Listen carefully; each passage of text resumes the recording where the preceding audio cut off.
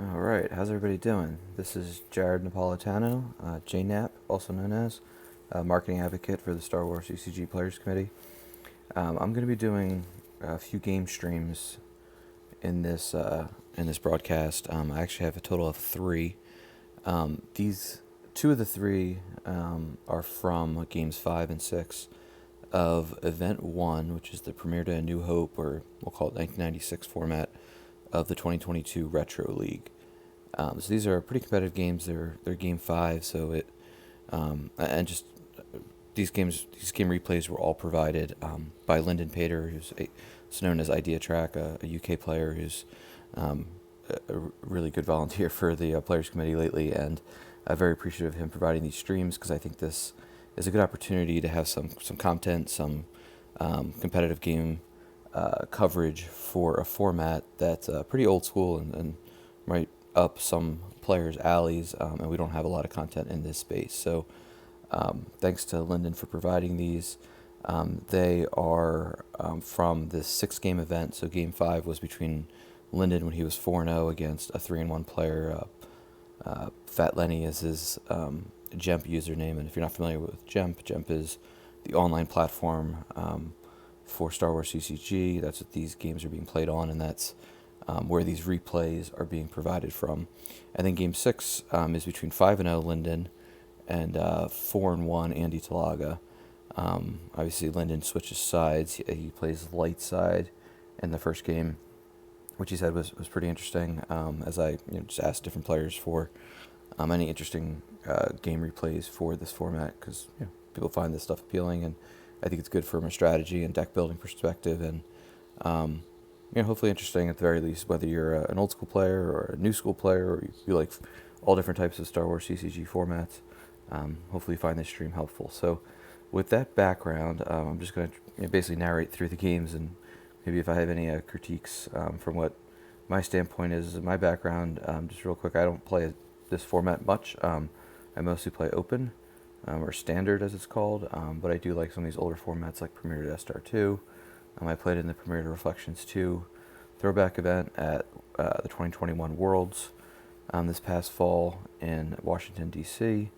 And as a marketing advocate and also just as a member of the tournament committee, I really enjoy facilitating these events that aren't too difficult, and I think they really pull in players who haven't had a lot of opportunities in this space until more recently, which is a huge thing from Jemp, just enabling people to play these alternate formats or time warp formats, however people choose to describe them. So I think we're in a really good time period in the game that these formats are available. So I'll jump in here. We'll just start it off. I pause it here and there to analyze. I expect 99% of the people to view this will be watching it not live. Kind of doing this at an odd hour, and but just the way schedules worked, we were going to do the replay. So with that few-minute intro, let's hop in. So again, ideatrack, aka Lyndon, is light side in this matchup. We can see he's picking his starting locations, and he's playing against Fat Lenny, I think is named Paul. So right off the bat, we have Obi-Wan's Hut and Death Star War Room, a couple 2-0s. We have a deploy of the Imperial Holotable, and a draw of some cards.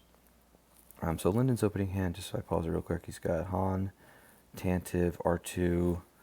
He likes to foil up his cards, which is pretty cool. I like to do the same with Jemp. Mentalian Savra, Forces Strong, Double Agent, out of commission. So doesn't have the Luke or Obi or a 2-0 location. And he puts the Mentalian Savra right to the holotable to act as a hologram. So that's pretty cool and interesting. That does not happen every day.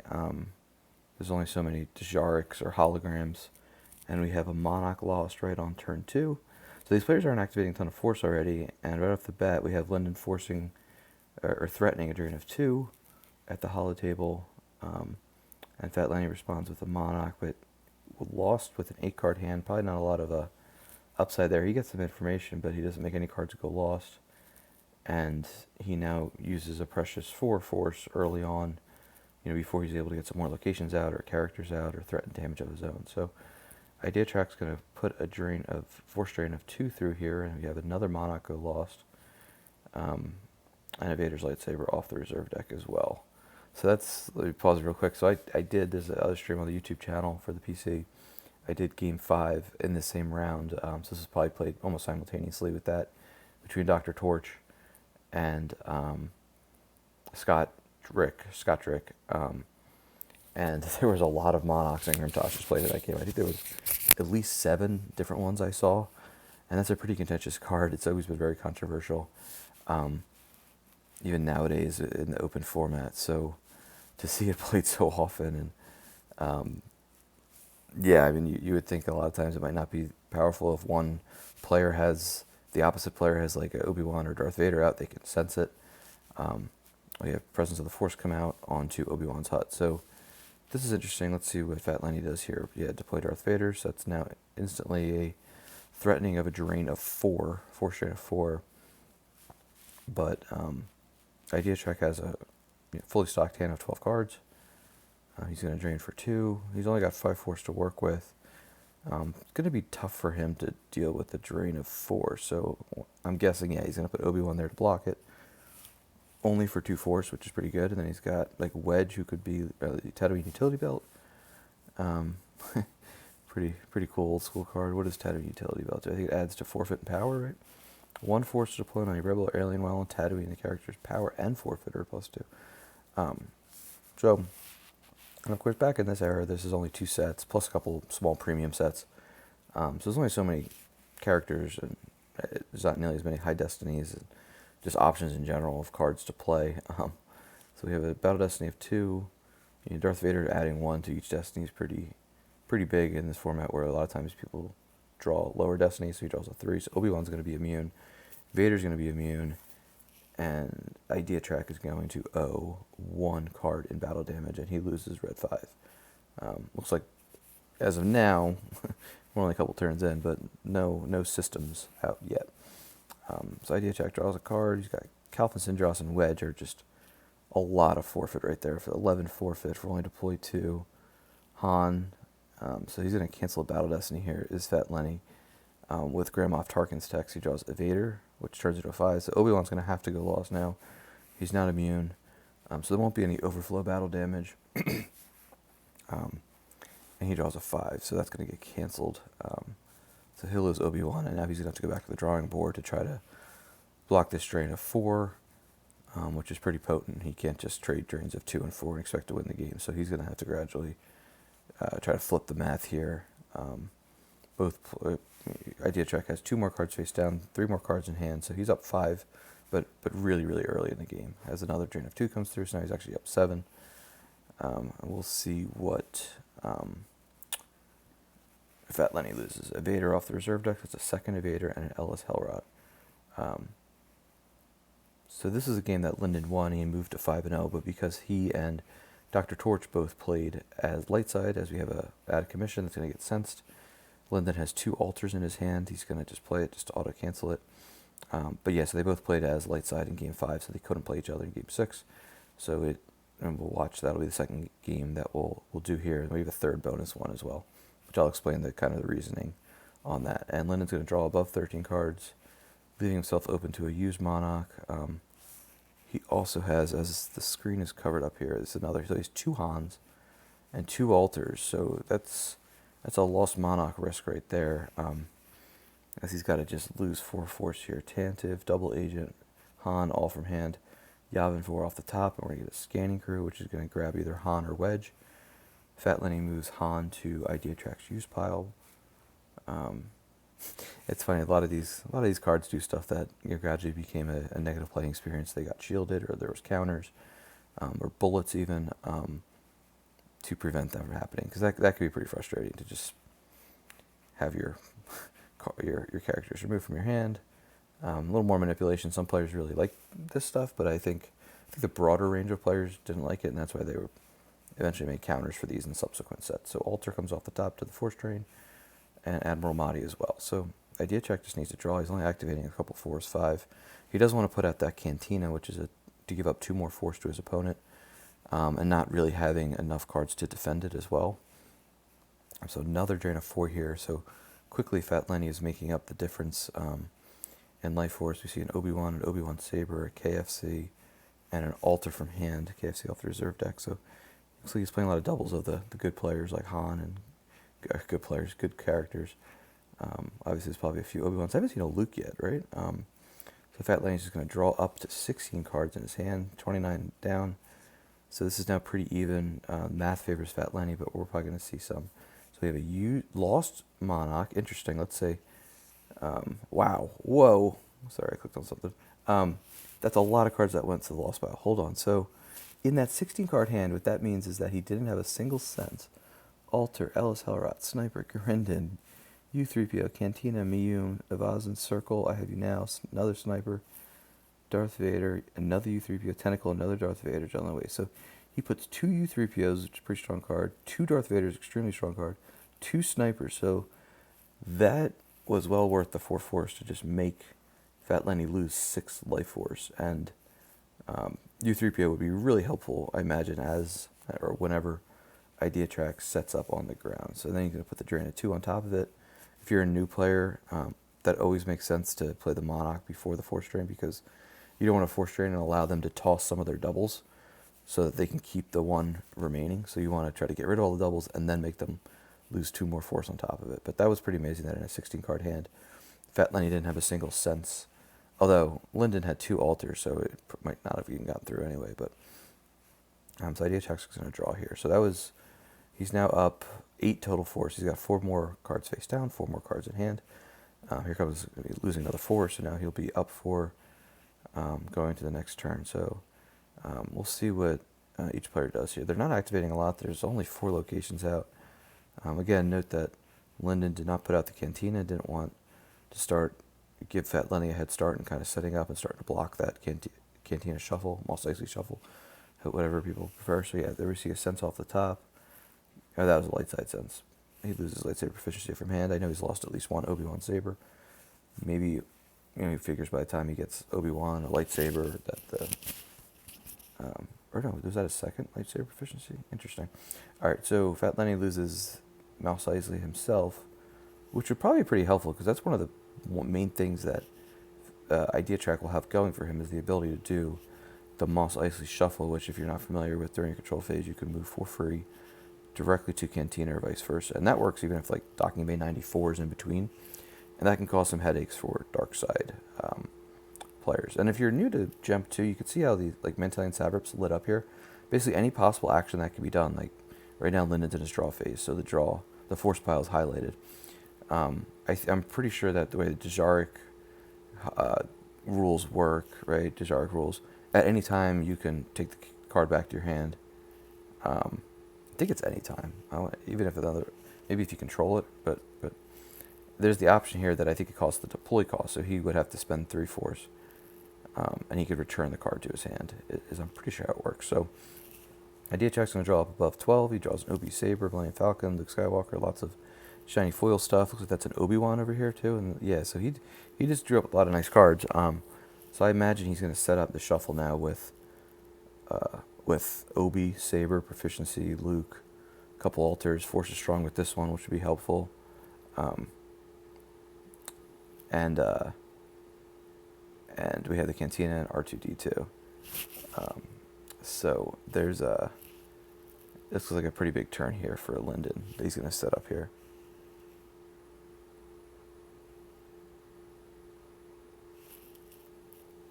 Hold on, let's see here. Looks like we have some people. Oh, sorry, everybody. Yeah, hey. People in the chat, I wasn't expecting anybody to really be watching. Hey, Joe. Hey, E-Scrapper. No sense for the Monarch. Yeah. 2 Vader, 2 Sniper. How is there no sense? Deploying it is like a 2-0, taking 1. Weird to lose that from hand. Okay, yeah, thanks for the ping, Joe. So, yeah, if you're watching this after the fact, Joe Olson, 2-time defending world champion. Very, very good player. Thanks for tuning in. Thanks for other folks for tuning in, too. I was not expecting anyone. Didn't want to put too much pomp and circumstance on this, just because it's kind of the replays are usually good because they go a little faster, too.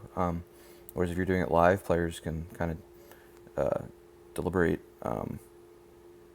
each move, and it goes a little slower. So I'll toggle back and forth between the chat more so. Sorry about that, guys. So yeah, so here comes Obi to the Cantina. We're going to have Obi Saber. A utility belt comes out again, which I know that is a Joe virtual card from Legacy. Um, and I'm not sure what it did, but been seeing that card ironically a little bit lately. So, and out comes Alter on the proficiency, and that's probably going to get through without issue here for Fat Lenny. Yeah, it draws a 2 Officer Efax. So Lightsaber Efficiency goes lost. So that's kind of a wasted card for ideatrack. Yeah, and this game happened like about a week ago. So I guess in like middle of March. The second game happened today, and the third game also happened today. This Saturday, March 26th. So we'll get into those next. I think those one of them I think is pretty quick, and the other one I think should be pretty interesting. So we have an Alter on the Presence of the Force. Let's see if this gets through. 12 card hand, still no sense. Fat Lenny could not find his senses, so he draws another Grim Tush. I didn't really play this era. I really started playing after Dagobah, but I didn't remember seeing deck lists that were like Grim Tush ×3, Monarch ×4. But maybe that makes a lot of sense. I mean, it's such a strong card, in just kind of regulating what the opponent does and regulates them from drawing too many cards or running a lot of duplicates. It keeps them in check. So ideatrack's going to lose a few cards. Lose the Falcon. All the space is pretty much going to Lost Pile in this game. Masasi War Room, Rebel Barrier off the top, Medium Onith, who's going to be a bit of a problem, especially LS Hellrod. Okay, Fat Lenny draws a 1 for... Okay, this might get fun. I was just going to say one thing. Let me pause this real quick.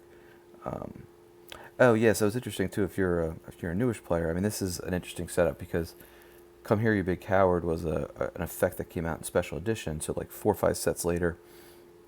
And that was a Profit Helper, was Tatooine Utility Belt. Oh, that's cool. So what happens nowadays, like kind of this squatting at non-battlegrounds just doesn't happen. So like Obi-Wan's Hut's not a battleground. Yeah, I try to do these a lot of times from like try to put myself in the shoes of a new or returning player.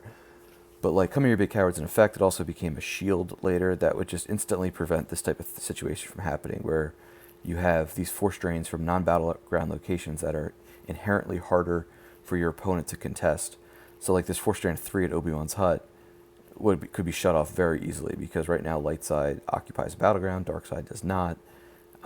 Vice versa, dark side could just get to a battleground and they could play their equivalent, and they could shut off the force drain at the Desharak or the Imperial Hollow Table, because Imperial Hollow Table or the light side equivalent Desharak Hollow Game Board are never battlegrounds, and so that could just shut off that drain of 2.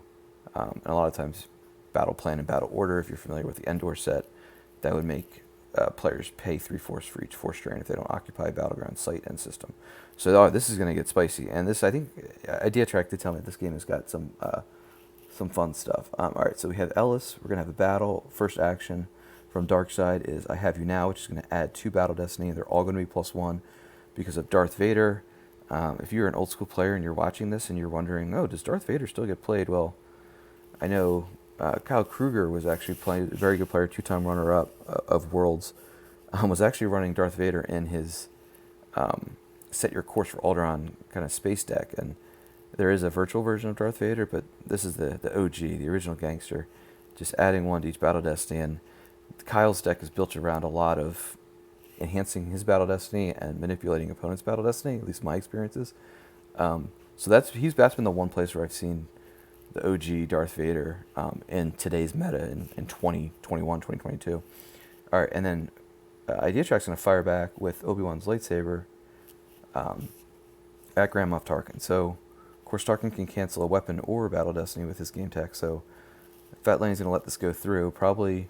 And this is a good play because he's probably trying to bait Fat Lenny into canceling these weapon destinies first, because Fat Lenny's probably thinking, oh, I'll just cancel the 1 Battle Destiny. He doesn't realize that, obviously, because it's in his hand. He doesn't realize that ideatrack is holding this, the Force is strong with this one, which if it'll work, if Luke and an Imperial ability greater than 2 are involved in the same battle, you may add 1 Battle Destiny or 2 if Imperial is Vader. So he's going to be getting 3 Battle Destiny himself. So it would have worked out really nicely for ideatrack if he could have baited out that cancel from Tarkin. And now he's going to play it. Yeah, so both players are going to be drawing 3 Battle Destiny. That's pretty cool. Oh, here comes the sense. Lyndon has the altar. Definitely a no-brainer to play it. Let's see if that goes through. Yep. All right. So at least it looks like it. I always think of like the stack or the ladder. Excuse me. Of the Sense altar work. So and Darkseid's going to be drawing a 4 scanning crew. Draws one of those senses that seem to be eluding Fat Lenny this game. There's been, I think, 2 spots where he hasn't had it, and another Monarch. So that's going to be a total of 11, which is going to enable Obi-Wan to stay, which is what he probably wants. He doesn't want to lose 3. So if Fat Lenny could have drawn a total of, I guess, it would have been tough for him to clear all 3. But, all right, so Tarkin's going to cancel the 5. Another 5 out of commission. This is like Scotland Grell, who's famous for playing lots of out of commissions. And an altar. So he's going to draw a total of 9, which is going to eliminate all but 1 character. And it's going to have to be Vader as well, because Tarkin has no forfeit. And Mosep is a 5. Mosep's a weird character, so he does the whole make your opponent. He pops up every now and then. I think I ran into him in all of the Jedi format recently. But he's like a power 1, ability 1 character with a deploy 3, forfeit 5. So some of these old characters, and I made a comment recently about this, like Prophetess. Prophetess is an ability 4 character from Premier who's deploy 3, forfeit 2. And you got Mosep, who's like deploy 3, 4. That's like what General Veers is. It's like semi-mains are like that. Yeah, good point, Joe. So they're going to be forfeit 3. Oh, so yeah, he's going to be fine then. So yeah, so I was thinking Mosep and Miyun would only cover 8, but they could actually cover up to 10. And he had 9 attrition. So that's actually where ideatrack's sight worked against him, because now Vader's going to remain, which is pretty crucial. He is going to be passing the turn to Lyndon, and he's going to run away with Vader, so he doesn't want to allow any type of counter beat. So he's going to seed this drain of 3 and 2 at the Hall game board. So that's 5 damage, and I kind of question that move, because I know he's kind of between a rock and a hard place where he doesn't want to leave Vader there with, but ideatrack only has 4 cards in his hand. You can't really eat this drain of 3 right now, just given the math of the game, right? I mean, it's 29. 20? No, Darkseid's up, so maybe that is okay. But I have a feeling once he leaves... And, well, the other thing is, too, is that he can do the shuffle. So ideatrack can have the best of both worlds here. He could get the drain through and then go and beat up on Vader. So if you're going to... If Vader's going to be susceptible to getting beat down... Yeah, thanks, Joe. Joe was probably saying it as I was a little late to check the chat. Yeah, so you might as well block the drain of 3 if you're just as susceptible to the beatdown. Yeah, so we now have a drain of 2. We see a Devastator and Conquest, 2 Star Destroyers. And now we have the drain of 3 at the Cantina. And Fat Lenny's going to lose his own Cantina from hand, another Presence of the Force, and an Evader. So, let's see. There's no shuffle. And it looks like ideatrack is just going to reinforce the Cantina. Probably draw some cards here just to... I mean, obviously, his game plan is just let me keep cramming through these drains of 3 and 2. And who cares if Fat Lenny just drains you for 2, that you gladly trade the 5 for 2. You're going to win. And this event, which was not how it used to be done, this is a strength of schedule event. And if you're not familiar with that, that basically means it doesn't matter whether you win by 1 card or by 35 cards. All that goes in the record books is win. And at the end of the 6-game event, if there's a tiebreaker, if 2 players are 6-0 or 2 players are 5-1 at the top, it looks at what was the quality of the players that you played. So that always favors if you go 4-0 and finish 4-2 versus if you go 0-2 and finish 4-2. The starting 4-0 is going to be better because you're playing generally, in all likelihood, like, I guess it might be physically possible or technically possible, but you're likely to have a much better, stronger opponents, and that'll make your I show you the schedule, common concept in like sports and all, but as opposed to differential, which is like how much do you win by, where you would carry that forward and where every game has to be played out to the final card, because it's very important to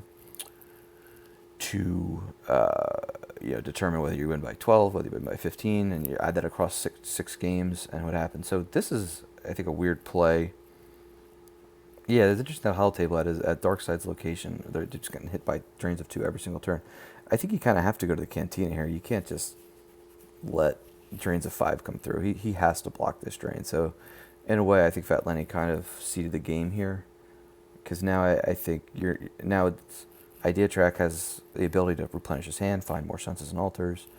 You know, he has gonna have no problem throwing away drains of 2 from hand while he's putting 5 drains through. And I mean, I get the same token he could have even if he went to the cantina. Then there's just a shuffle, so that only saves you 1 force, I guess. But at least I guess it's better than nothing. Because again, oh wow, so he's gonna shuffle and play Sorry with the Mess. Here comes the sense, altar, and a sense are in ideatrack's hand. Looks like it's gonna get through. Yeah, it looks like Fat Lenny might need some more sense, or maybe he just had kind of a rough draw and didn't find what he needed. Yeah, thanks, Joe, for you're definitely one step ahead of me with this. So that Mos Eisley shuffle is a really strong mechanic in this format. So we have more out of commissions drawn. So Vader, and then we have a concession. So yeah, so Vader's going to go lost. Tarkin's probably going to get beat up by Obi-Wan here. There's probably going to be some overflow. He's going to shuffle Wedge over too, maybe deploy Han. And Fat Lenny, even if he has a Gick, he's just not going to be able to recover board position here. Which I think that's interesting too. Like Gick and Hujix, really, I think they've always been good cards, but I think some of the old school players will tell you that those cards weren't played that often back then because you're just floating a 1. There was no like puller for Dark Side until Masterful Move came out, and I don't know if there was ever a light side puller of Hujix. Maybe someone in the chat can correct me. There's a virtual card that came out. I think it was virtual set 4. There might have been one in Legacy. Yeah, good point, Joe. That Dark Side Mos Eisley would have gone a long way just to convert it, leave it there. I wonder if both players, maybe they were playing 2 copies each, but that would probably make sense. But yeah, like Escape Pod combo or Escape Pod virtual. Escape Pod and We're Doomed is the card, and nowadays in open format, it's a strong card. It's in a lot of decks. Good utility card that does a lot, but it pulls Hujix's, or Grimtasha pulls any Dejarik. So I think it's like that and Hujix are a staple in just about every deck. Okay, all right, so that was this game. So this was ideatrack moved to 5-0. Fat Lenny fell to 3-2. So let's do the second game I have here. Now this happened like 4 or 5 hours ago. This is between andytalaga, who's light side, ideatrack. We're going to see his dark deck. These are all the locations in his deck. And Andy, I know from way back, we used to play in the Philly area at locals in 98, 99, 2000. And going into this game, Andy was 4-1. He said this is his first tournament event he's played in 21 years, which is pretty cool to hear. And hopefully more players. I mean, there's like 30, I think we had close to 40 people signed up. A few people dropped, but I think we're going to have like 32, 33 people are going to finish this first event, which is Premier New Hope. And yeah, thanks to James for promoting in the chat. This is a 5-event league. The next event in the league is Premier to Hoth. So I don't think the decks are going to be much different. There's going to be a few cards added, like Defensive Perimeter, I'm sure will be added because that's such a strong site. But if players, if you're still interested, you can still sign up until April 1st for that event. And then after that, it's going to be every like 6 to 7 weeks. A new event's going to start, like Premier to Death Star 2. I guess that'll probably start like late May or early June. So if you're interested, check out forum.starwarsccg.org. I would just do a Control F and look for Retro in the League section and sign up. Follow the directions in that post. All right, so let's take a quick look at ideatrack's opening hand. So he's got Vader, 2 evacs, Circle, no weapon. I have you now, Tentacle, and a Monarch. So I also asked these players too, all players in the event, especially after the Premier to Hoth, because the deck list might be pretty similar. If players are willing to post the decks they played in this format, please do so, because there's not a huge repository of streams or deck lists for these formats. So, the more the better. The more knowledge sharing, I think, is usually good, especially for a format that's 26 years old, and that we don't really have much for right now. So Andy's just going to deploy the Masasi Ruins. So he's got 3 Twixes out, and he's going to draw up to 14. So just nothing, no respect for Monarch there. That's going to go to, it's going to reduce his hand down to 8. Because ideatrack, that's an interesting play that Andy would, you gotta, maybe, he is probably rusty, but and now that I've watched, this is the 3rd of these games that I've watched closely, I guess, there's a lot of freaking Monarchs and Grimtashes in these decks. So we have Garinden, who's a spy. He's coming down with TS612, and probably Efax here too. Yeah, so he's going to put basically 3 scrubs here, threaten this drain of 2. isn't this a 4-string +1? Why didn't he go here? Why didn't ideatrack go here? What am I missing? This is an exterior site. This is interior. Especially because he's not even initiating battle. That's the one perk here. I would have gone to the ruins. Or even the Obi-Wan's hut, too, would have been good. I guess if he's on Yabba, he can kind of bounce back and forth, but I don't know if that's better or worse from if he can be chased around. So we're going to have a fight here, it looks like. Let me just check the chat real quick. I do believe they put it up there in case people want to see additional reps. Forum like that Jared's talking about. Someone's already for. No, that's probably, yeah, like what James is saying. Batmouse does these kind of warm-up events, which is pretty cool. So yeah, good of Lyndon, I think, to hold back the Vader, because then you can kind of bait, like this, we'll see what happens here. So we have Calphan Syndros. So we have 6, basically 5 scrubby characters. We're going to have a battle, and if light side draws high enough, they can reduce dark sides to 0. Does Garindon do anything besides be a spy? Deploy -1 for any Imperial. So Vader's going to be deploy -1 and during your move phase. Dark side draws undercover, spy. So that's a new mechanic that came out in A New Hope. So he's not going to have his destiny reduced. Red Leader, Dutch is going to go lost, and same with Evax, and he has another one. So this is interesting now. So now Evax will deploy for 1, Vader will deploy for 5, but ideatrack's only activating 4, so I take that back. He's probably just going to have to stall here, throw Evax down, and then maybe pass the turn. Yeah, so that's just 1. He really needs to find some locations. He's only activating 4. He doesn't have. Oh, he's going to initiate battle and draw 2 destiny. So that'll make sure that Calphan Syndros does not reduce, because both players have to draw 1 destiny here.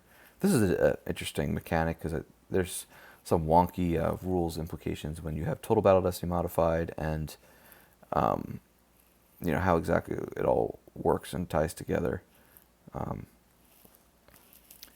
And we have a 2 and a 3, so that's going to get rid of one of these characters. Yeah, I guess not go into Obi-Wan's hut makes sense, because then if he has Obi, it's just a cheap 2 force to deploy. So, but now like light side can run away here if they need to, whereas before they might get stuck if they were at Obi-Wan's hut,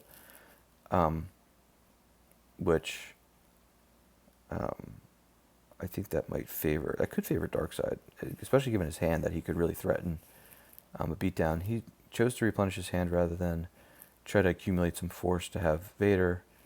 Lightside's going to battle here with Luke. There's no battle destiny here for Darkseid. He's going to draw 1. Yeah, I don't like that draw up there. I would have saved a couple force to make sure Vader can go down. What's Garindon's forfeit? I think he's a 3-3, isn't he? No, 2-3. Okay. Destiny 4. I think there was a pretty famous virtual card in Legacy of Garindon. I think he was pretty good. I think he did some. I don't know exactly what, because I didn't play for pretty much that entire era. I played 1 event in 2007, but nothing else, oddly enough. But I think Garindon V, if any old schoolers know. So yeah, we're going to go now to ideatrack, still like barely activating anything. He's going to initiate battle, so he's going to add a destiny because of the game text. So that's a point in favor of going to the war room as opposed to the ruins. Draw 2, but Luke is immune less than 3. So that's not going to crack him, so that's good in that Andy doesn't then have to worry about reinforcing it, but this is smart. He doesn't want to leave himself open. He doesn't have a Gick in his hand. So better to do it on his terms where he's getting the destiny and just say, all right, kind of force him to dedicate some resources here, and now he's kind of have to reset. He really needs to find activation, so he draws, and that's not helping there. He's just drawing another circle, which he doesn't really need. He's got Tarkin, but he's got like no force. Scanning crew is kind of helpful, but clearly he just made a choice there of not paying the 1 force. He preferred to draw more cards. Also, it could have been sensed, because Luke, ability 4, could probably get a sense through. Lennon did have an altar, so that could have happened. But yeah, so Lennon's just going to go all the way through. Yeah, and he's kind of in this zone, and this is where he's in the zone of like, do I just activate save, or do I really have to prioritize finding locations? And this I think is a perfect example of why today's, not to be salesy, but I think this is why obviously later formats, virtual card formats are better, because this doesn't happen. This type of setup doesn't happen, where you're in this rock and a hard place of, I have no force, but I can either draw force to try to find the cards and just set myself back in terms of being able to actually put out a Vader, put out a Tarkin, but he doesn't really have any way to deploy them. at the same time, so there's no battleground. So I guess he probably does have to draw, or else, I mean, or else it could just be like this staring contest of he could just keep activating 4/4/4.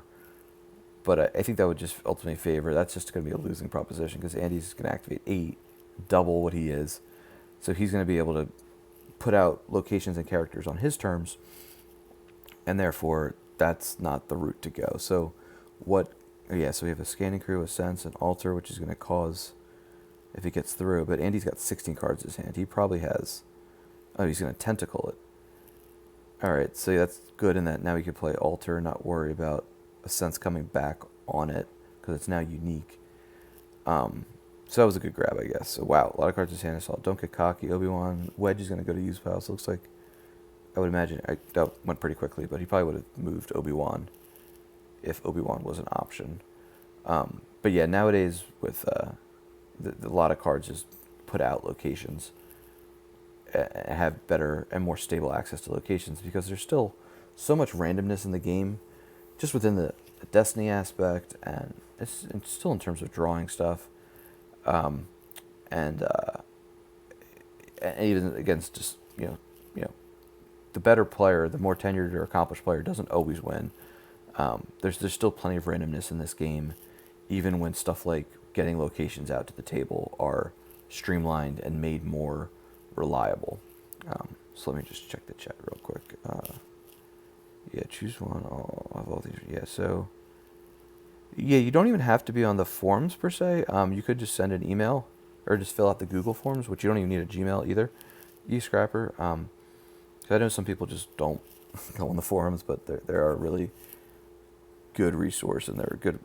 I think they're good organized. I know they're not the most modern mechanic or media, but good way of storing everything. So now we have Andy, who's now got, wow, all right, so this is really bad for Lyndon. So that turn, as I was babbling, he put out Tandaving the Corvette to Death Star to threaten a drain of 3 with plenty of forfeits and no real risk. Then Andy is going to play a Lost Grimtosh and grab 2 I Have You Nows, 2 Circles Now Complete, and 2 Darth Vader. So that's 6 Force lost, well worth the 4 Force and the card spent from Andy. The other thing here, what was I going to say? Oh, the interesting thing about this format, this Premiere to New Hope being on Jemp is, on Jemp everything's free. You have access to any card you want. Whereas like in 1996, not everyone had 5 Darth Vaders or 4 Obi-Wan Kenobis or all these. Yeah, I think the Circle's Not Complete isn't a rare one. So there was those constraints of economics, and just while Decipher was printing out boxes, I'm sure left and right, and doing really well, sales-wise, not every player, especially younger players who might have been like 11, 13 years old, they didn't have full-time jobs, they're just buying cards on their allowance, they didn't have access to 5 Darth Vaders. Whereas on Gemp now, so the deck construction is a little more optimized, I would think. I mean, not every single card, it's important to note, is coded, but pretty much every card that's half decent, I think we're at maybe 98%. I think there's less than 80 cards uncoded out of, oh gosh, between virtual and Decipher cards, I think we're up to 3,600 total cards. So do the math there. I think it's right around 2, maybe a shade over 2% that are still uncoded, but they're pretty much all kind of niche cards. And even with Premiere and New Hope, there might be maybe 10, maybe 12 at most. So just in case you're unfamiliar. The email is marketing@starwarsccg.org, but you got to do the Google forms because we got to get your information to run this event smoothly, because we do it Swiss style of doing pairings. We need an email address. We need your Gemp handle to set up the account. Oh, I see Party McFly in the chat. Hey, Party, if you wouldn't mind, your Game 6 with DRTORCH, if you can send that replay, if you don't mind. If you want to keep it close to the vest, that's fine too, but if you want to send the game replay versus that DRTORCH, you went 6-0. Oh, you did? Oh, perfect. All right, I'll check it out. Thank you. Marketing@starwarsccg.org. Okay, cool. All right, thank you, Party. All right, so this game, and not to kill the suspense, but Lyndon said that he kind of got his butt whooped in this game. That Grimtosh was huge, and then just not finding any activation here. So he's going to Scanning Crew, put Leia down. We got 36 and 13 cards in hand. So I mean, Life Force, it still feels, it's turn 7. This is something I mentioned as Lyndon finally gets some activation out. On the other stream I did, that the average game length was probably like anywhere from like 15 to 20 turns back in this era, whereas nowadays in like open, like it's probably like 8, especially in terms of like once the game is resolved, basically once you know who's going to win the game, it's probably like 7 turns, maybe even 6. So the game's faster and a lot, but each turn also has a lot more beef to it. There's retrievals, there's force drains, there's the locations all get put out a lot quicker, so it's different. I think it's better, but there's definitely some merits and some nostalgia for sure. So we have a neighbor in Leeds. So this is big. So Luke is going to be going to the war rooms. This is going to be a drain of 5 now. Ideatrack can't do anything about this. He doesn't have any senses, or obviously he doesn't have any characters on table to even use the sense. So this is going to be a drain of 5 here. And like Ideatrack, like he can't even contest that, because even if he wanted to come down with Tarkin and Mahdi, that's deploy 7. He only is activating 6. So he's in this unfortunate cycle for him of by the time he's able to get enough force to contest anything, Andy's just going to be able to reinforce and find some answers and like rebel barriers and stuff and senses and altars and keep his hand size up at 12 and not really have much to worry about. So U3PO goes lost off the reserve deck. That's pretty big. I think if I played in this format, I think I'd play like 3 U3POs. I mean, you're risking a mono, or a Grimtosh, I guess, but I feel like he's really strong. There's not that many undercover answers in this format. You probably have Sorry About the Mess and Sniper, and then I guess you maybe have like Nevar Yell now and Double Agent. Interesting that Nevar was a premier card and Double Agent was A New Hope, even though they do the same thing. Hey, Chris Kelly's in the chat. I do love No Battle Plan or Coward. No one's even... Yeah, there was a game I was watching the other day that there was just... You could tell zero respect for... We're so used to, as open players, accustomed to Coward and the equivalent Simple Tricks and Nonsense, which is the light side shield, of just always being a threat. So yeah, so it's cool. All right, so this is looking pretty favorable for Andy. How long have I been? All right, so Mos Eisley comes out.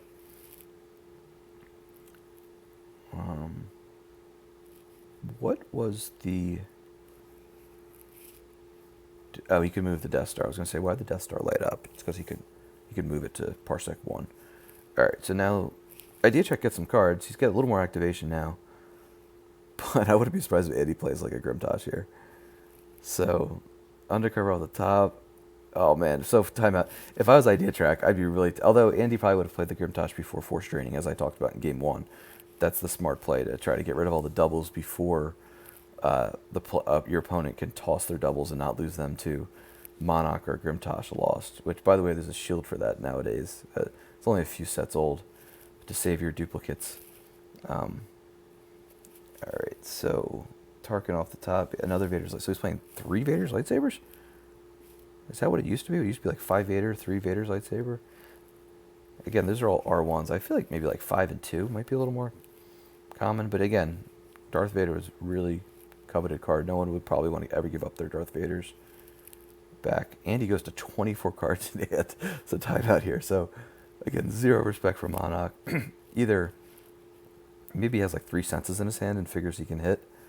But Ideatrack has got 2 alter sense. So this is interesting. I kind of respect Andy's what's the word, boldness here of just saying screw it. And then here, we got some sense alter war here. And remember, Tentacle has sense, so sense is now a unique interrupt, right? For all interrupts of that title are unique. So yeah, so only 1 sense between both players, because it applies to both players because it's the exact same card title. So here we go. We got Andy puts his sense in Lost Pile. He can't play another. We had pay 2 force. The barrier is gonna be. Wait, what just happened? Shouldn't... It's unique, right? So he played the barrier. Darkside played the sense. He didn't... Is that a... What am I missing? Maybe the chat can specify. Oh, Andy plays alter. Andy cancels sense using alter. Puts sense in Lost Pile. Okay, so Andy puts... Oh, I see. Andy put Darkside sense in Lost Pile, I guess is how it's worded on Jump. Okay, that makes sense. Okay, all right. So I guess the barrier got through then, right? after all that. Yeah, so he's just going to pass. He's got the saber. So Andy's going to be able to activate 9. He's got 22 cards. I imagine he probably has like 5 characters in that 22 card hand. Not that he's going to... It's probably going to be pretty hard for him to overflow Vader, but ideatrack has 2 Victory Class Star Destroyers that he's never going to be able to put out, I bet. Andy's got a couple Corvettes here now, so I don't think...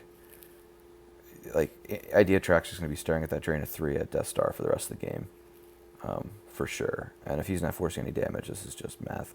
So, we got very thematic here. We got Luke, Han, and Solo at the Death Star War Room, or on the Death Star, I should say. Don't get cocky. He gets an extra Battle Destiny for initiating here. Oh, this is spicy. So he's going to get 4 total. He initiates playing set. Oh. Yeah, gosh, I'm so used to... See, this is me. Remember, I was trying to figure out how all that Sense Alter worked. So Tentacle just makes it unique. It doesn't make him have to pay Force for it, which I was being ridiculous. I'm thinking allegations of corruption, or they'll be hell to pay. Other grabbers that actually make you spend the Force, but that's not part of this. All it does is make it unique. All right, goofy me. I don't really see Tentacle played too often. Although it was played, like a year or 2 ago, I saw it in a couple decks, like against Raltier Ops, when you just want to... When your opponent's playing one annoying interrupt that they can recur, maybe against Map, too. And especially because there's a shield now that allows you to pull an immediate effect. So that was, I think I remember seeing Hayes, or maybe Joe was doing it. That's where, and at Destiny 5, it's a little less of a liability, that you could play this old school, A New Hope card, grabber. All right, so we have the Sense for the Don't Get Cocky. Is that going to get through? Does Andy have an altar in his 18 card hand? Looks like no. Although it looks like puts altar in use. Oh no, he did cancel it. Okay, never mind. All right. I have to follow all this. This is my fault, everybody. Sorry for doing this. Having some mistakes here, but all right. So Don't Get Cocky gets through. Vader hits Luke. We're gonna have the Force is strong at this one to add 2 more Battle Destinies. So this is getting wild. So clearly we could see, yeah, no Gick and ideatrack sand plus board position is really bad. We're gonna have 6 Battle Destinies here. I'm sure Andy was probably looking at his chops to draw all 6, and he could use the 1 Force from Han Solo to cancel and redraw 1 if it was low. So that would have been pretty bad. But okay, all right. So this is the game. So Andy, I guess, moved to 5-1. Lyndon fell to 5-1, and DRTORCH, Paul Todd Feldman, remained the only 6-0 player in the event. So he's going to win the event. Congratulations to him. Big shout out too to Steve Sanders, who's helping run this event. I was asking for some help to run this. I think it was initially Taco Bill Kafer's concept of doing a retro league. I asked for some help. Steve Sanders stepped up. He is helping doing the pairings and all, so he'll post it. But I was talking with him, and I think the way the cumulative league standings will work for the retro event, in case anyone's watching this and interested, is it'll be like Gemp points. So if you go 6-0, you get 18 points. If you go 5-1, you get 16 points. And those will just be added. Like if you go 6-0, 6-0, 6-0, whatever, that's 18 points for every time. And then at the end of the 5-event stretch, people will just add it up. Because I think to do it kind of like rotisserie style, like baseball, like first place in a 32-person event gets 32 points, and last place gets 1 point. I think that would be kind of weird, and then it would really make it so that some people are just kind of completely unable to come back. But so that'll be the plan. We'll do jump points for it. But also, if you get first place, you get 4-point bonus. Second place, you get a 2-point bonus. So that's it. So not too complicated. And then that way it also rewards people for participating in not only events, but making sure they're playing out all their games within each of the 6 game events. And therefore, the more you play, the better you do, the more it'll be reflected in the standings, and the more kind of cool prize support that people will get. I shouldn't say kind of. I think it's really cool prize support. I still will probably add some stuff above what was announced. But bonus, as I mentioned at the beginning of this, we're going to do one more. So this is only about, what are we at, like 45 minutes, 50 minutes. All right, so hopefully we got 10 live people. Thanks everyone for joining. And then again, hopefully a lot of people watch this on replay. We'll do one more. Now this was an interesting game because what was tossed out there, and just a quick background, is that because, like I mentioned, ideatrack and DRTORCH were both 5-0 entering their game 6. It was possible they both ended up 6-0, and it would have kind of been unfortunate for one person, especially if like the strength of schedule was really close, because some of that's out of your hand. But what is in your hand is winning games. And if someone goes 6-0 and it doesn't win the event, and doesn't even get a chance to play the one person, that's kind of unfortunate. So we were kind of just tossing it around of like, if they both go 6-0, hopefully they'll be willing to play each other in either a 1 or 2 game showdown match. But they were just talking today in the Gem chat of ideatrack and DRTORCH. I think they play each other a lot. like, hey, you want to play a game? So they played, and I basically said, all right, let me get that replay. This is two strong players who both did really well in the event. Let's see how they play in. So this was not part of the league, but let's see how this goes. So DRTORCH's light side, I made a comment to ideatrack like, oh, you didn't have any issue of, maybe you would have just played this game again or this matchup again. And they said they play each other a lot and they know each other's decks kind of inside and out. So I guess to that point, it wasn't a big needle mover, so to speak. So so right off the bat, this is similar to the game I casted, a similar start where we have DRTORCH get Obi-Wan to his hut. Obi-Wan's lightsaber on him, instantly threaten a drain of 1 at a non-battleground. We'll see what ideatrack does here. So he puts out Mos Eisley. He's only activating 4. Light side's only activating, or dark side's activating 6. So he's going to draw, replenish his hand, just eat the drain of 1. Definitely probably makes sense to just, don't do anything rash or for just to get fretted by a drain of 1. Once Revolution goes on it, then he's going to have to react, but it probably makes more sense early on just to build his hand. Yep, there's the Revolution. So, interesting play here. We saw this in the other game, too, that DRTORCH isn't going to, it's in some respects, a player like me might do Revolution on the hut, because this is now, there would be a drain of 3 plus 1 from the lightsaber, drain of 4, but then he's taking away 2 force from himself, so he's like force choking himself. So better to do this where he's flipping this, plus 1, minus 1 with the Revolution, and he's still going to be threatening a drain of 3 versus a drain of 4. It's more important for him in the long-term plan of the game to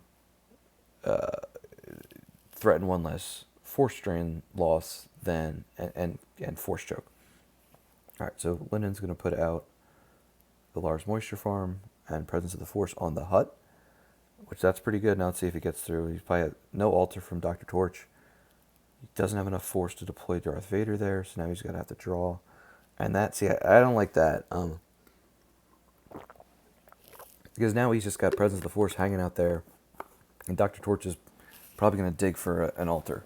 Now, Lyndon does have a sense, so we'll see what happens. I just wonder if he might have made sense to wait a turn, but he did give himself an extra force to activate there with the presence. So we have a drain of 2. Oh, yeah, never mind. I guess I was doing the math wrong. So, yeah, it is. Yeah, so we revolved it. So, yeah, no. Sorry. So he's actually trading a drain of 2 less force drain to do the force choke for 1. And obviously it would be the opportunity cost there. If you're doing Revolution on Obi-Wan's hut versus doing Revolution on Mos Eisley, obviously DRTORCH knows what he's doing. So, but I'm just kind of thinking through the process of the math and why that makes sense. And I'm hoping, explaining it in a really poor fashion. All right, so out comes Vader to Obi-Wan's hut. No lightsaber, threatening a drain of 4. Now, of course, he's got to anticipate there's like a neighbor in leads. Both players probably have a bunch of senses and altars in their hand, as we see that Lyndon has 2 sense, 1 altar. We have the force drain at 2.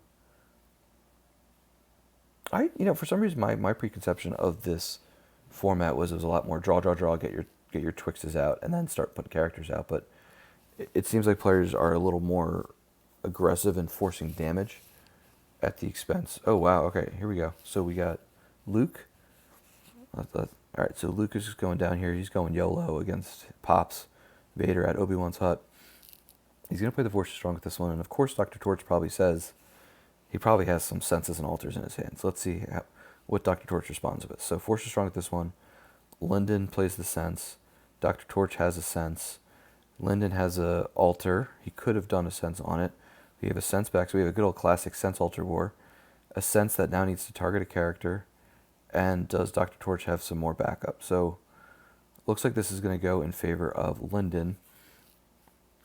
And I guess you got him. DRTORCH made a bet, although this could still be. You could still go down off the stack, right? And play another sense altar somewhere. I don't know. All right, so it's going to get through. So he stops that. So that worked out well for ideatrack. He's going to draw 2 for Battle Destiny, which becomes a 3. Luke is not going to be immune. And what is Dr. Torch going to draw? He draws a 4. So Vader is going to be immune. So that worked out. Oh, he's going to have to... Oh, wait a minute. What was the DS6 one? That was for a draw. My bad. So he draws a 5 that becomes a 6. Sorry, I was getting crossed up there. Yeah, light side battle. They draw battle listening first. Alright, so now, yeah, Luke definitely not immune. Alright, so that worked out pretty well for ideatrack. And now he's going to get this drain of 4 through, in all likelihood. I don't think there's anything that Dr. Torch can do now. Well, he can alter presence, knowing that ideatrack probably exhausted all his sense alters on that war. Goes through because he draws a 0, the Cantina for Destiny. And another interesting decision, as it came up in, 2 games ago, of does Darkseid, and they need the Force, is it strong to hold the Mos Eisley so you can convert light sides, because light sides is just so strong. But I obviously think he made sense. I think in a perfect world, he's got another activation. Neighbor leads tossed from hand to the Force drain of 3 as the War Room from hand, which is already out, and Obi-Wan Kenobi from hand. So interesting that Dr. Torch would rather throw... and it makes sense, I guess. But the neighbor is interesting. I wonder, maybe he's got another one and he doesn't want to risk losing it to a Monarch. As for Tarkin.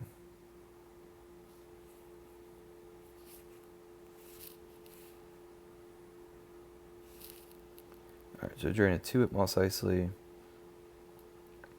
Sniper and Officer Efax off the reserve. Good old Officer Efax with his deploy 2, forfeit 5 ratio. Very strong then, very strong now. With Imperial Arrest Order, of course, existing, coming out in Endor. He's still a card that makes sense, especially as an ISP agent. Folks are familiar with ISP operations from Special Edition. Another drain of 3. So let's see. This right now, yeah, so Dr. Torch is threatening drain of 5. Ideatrack's threatening a drain of 3. We have Scanning Crew. Looks like a whiff. I saw a Boshek, another neighbor, and that probably was why he tossed the 1. The Force is strong with this one. We have Vader's lightsabers. Now he's back up to a drain of 4 there.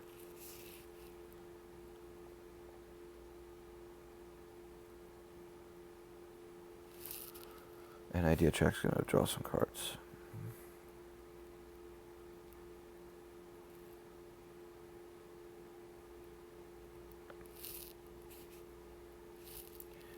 Alright, Death Star War Room from the reserve deck to the Force Drain Scanning Crew. And here comes a drain of 3. So this looks pretty favorable for Dr. Torch. Oh, no, this could go either way still. Alright, Circle is now complete off the reserve deck of Vader, in a sense also lost. Dr. Torch is going to draw some cards. Let's see if he goes above 12. He's up to 12. Goes to 13, so right over the magical number. Now he's at 14. Of course, Ideatrack's got this Monarch that he's holding, and he's got an altar to back up against a sense. Let's see what he does. Is he going to just play it Lost? Yep, he's going to play Monarch Lost. Would bet everything. Oh, whoa, hold on. I'm always too slow in that. So he gets 2 Obi-Wans, which is not the end of the world.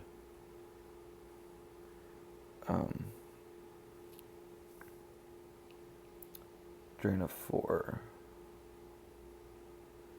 Mos Eisley, so light side Mos Eisley is tossed. Boshek, Gift of the Mentor, Tatooine Utility Belt.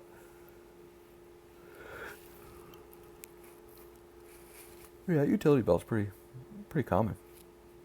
Alright, so now light side's going to get their damage through.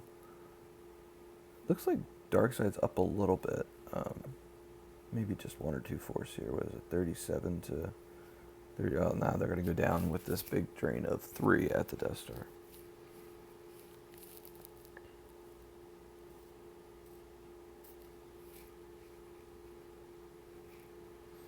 Out comes the utility belt.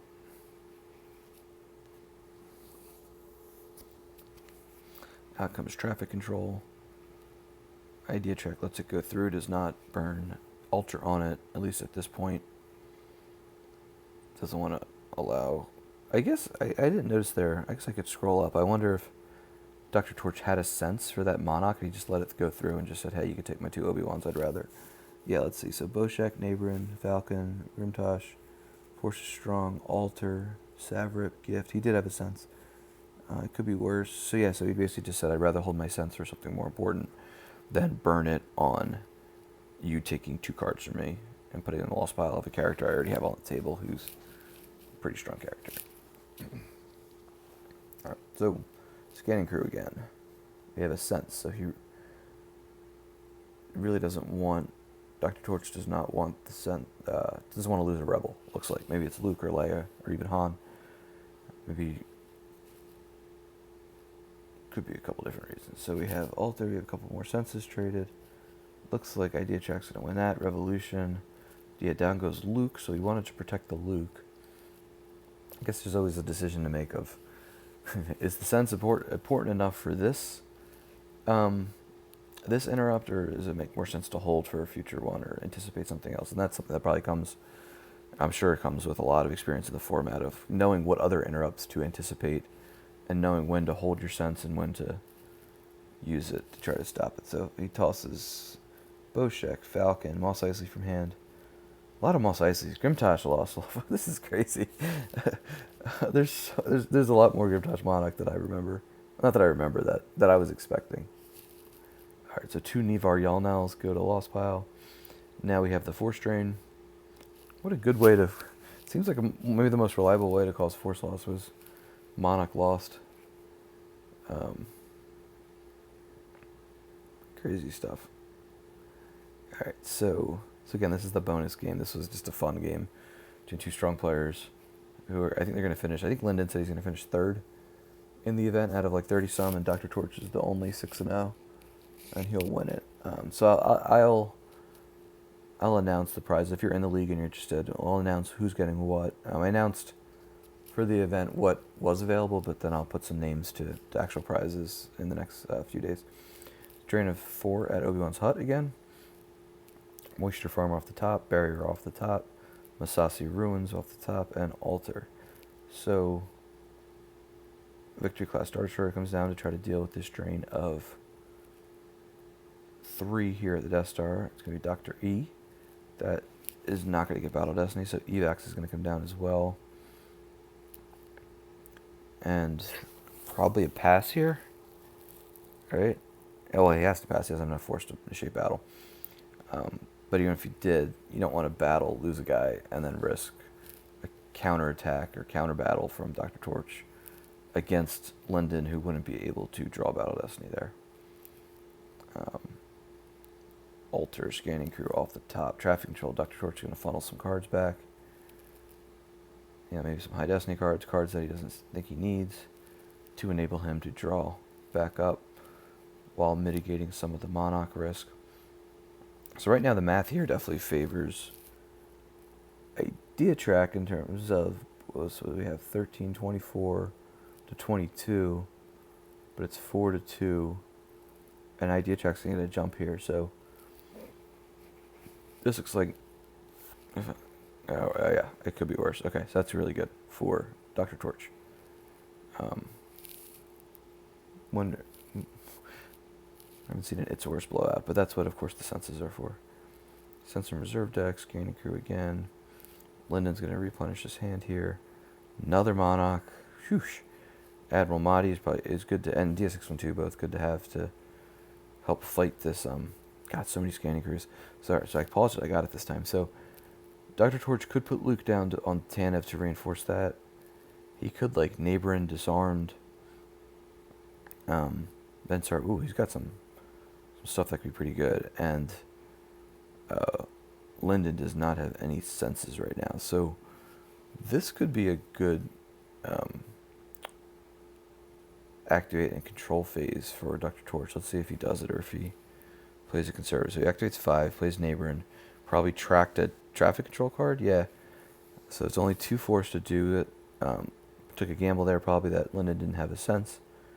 Or didn't have, I guess, Uta Guta Solo, which is a New Hope card. Of course, that's not as good as Quite a Mercenary, the light side equivalent, which makes them lost as opposed to captured. Still pretty good. Now we have an Altar on the Revolution. Interesting time to do that. But I guess, yeah, here comes the Disarmed. And now he's going to play Sorry About the Mess, probably to get rid of... Although, if he... Maybe, why don't you just Sorry About the Mess Vader if he's got the Destinies lined up? but maybe he doesn't know about all the potential senses that ideatrack has. So now he's going to disarm Vader. He's going to start about the mess Vader. And he's going to draw 3, and I'm pretty sure he's going to know what this Destiny is, so he's going to hit. No force fields to protect at this point in the meta. Just enough to hit Vader. So Vader's going to go lost, and it looks like Obi-Wan's going to beat up on Grand Moff Tarkin. No Gick in ideatrack's hand, but Dr. Torch doesn't know that, right? I mean, he's played a Grimtosh or 2 in the game, but ideatrack did just draw some stuff. So that comes proficiency, so he's going to be power +3 that. Tank Obi-Wan. You know, nowadays we have Luke Skywalker Jedi Knight with a lightsaber and bionic hand and lightsaber proficiency, and old school we just had the Tatooine utility belt and Obi. So this is going to be probably at least 6 overflow. 3 if he draws at least a 1. Tarkin's going to lose his forfeit here.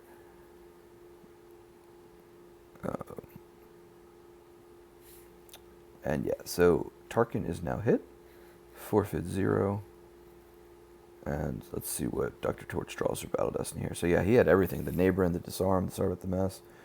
He had the key altars. Okay, well, he didn't have everything go right. So he only drew a 1 for Battle Destiny. But still 7 overflow for ideatrack. And he's only activating 6. So kind of a common theme here of ideatrack didn't really have great activation draws. But, you know, it's 3 cents off the top. Was that 4 cents? 3 cents, 2 undercovers. Lots of undercovers. How many spies is he running? What spies are in this format? Garindin. 5d6 probably. I'm not sure if he's running him. Obviously U3PO, but he's got the built-in undercover.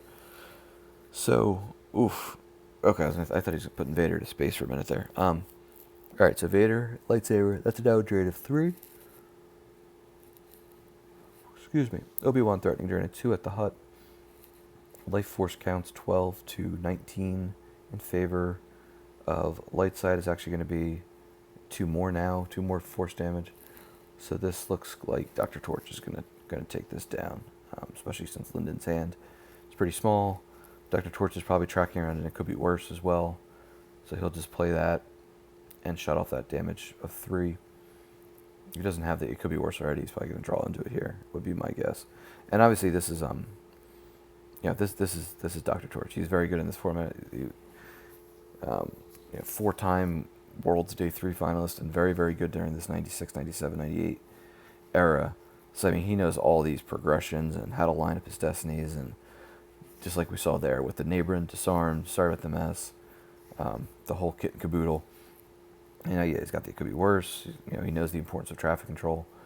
So, yeah, I don't know if I like that play, but ideatrack doesn't really have many options left here because, yeah, very, very confident that Dr. Torch is going to be able to track that it could be worse back around. All right, so now he's going to move them in to block the drain. So neither player forcing damage now, or forcing a force drain, I should say. But, you know, Dr. Torch probably has a one shot, and he's got like a neighbor leads. Run away, put a drain, revolution on the hut. Okay, yeah, he can just walk away. But at some point, he's got to get damage here to finish this off. Yeah, Luke to large moisture farm. Gonna let Obi-Wan run away. And let's see what happens here. Yeah, 5d6 I knew, but okay, I didn't know Labria and Tani. Alright, so we do have a fortune of 1 here with Vader's Saber. Mantelian Savrip, scanning crew. Let's see if this gets through. Nope, we're going to have a sense. Only 1 card in ideatrack's hand. 2 for Calfal Syndros.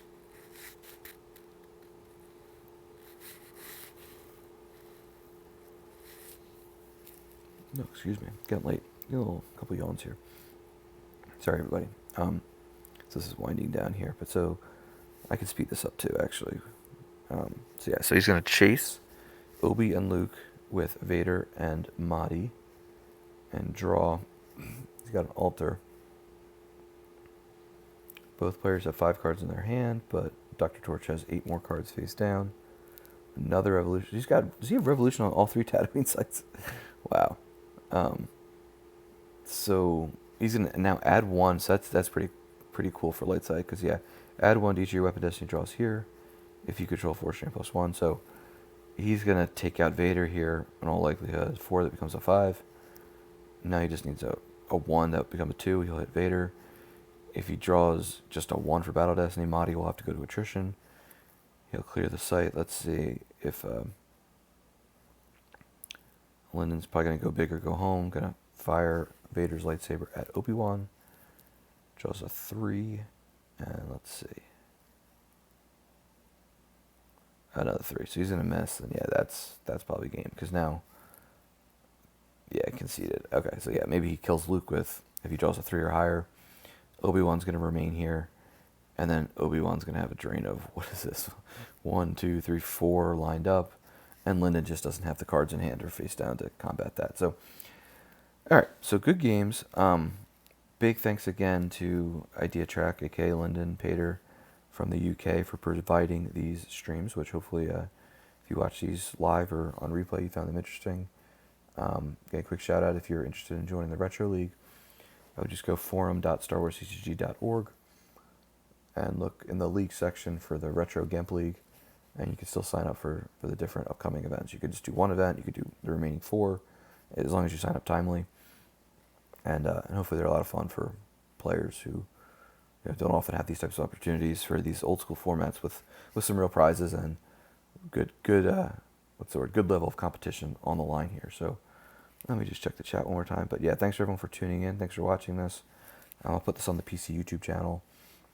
Everyone take care, and may the Force be with you. Good night.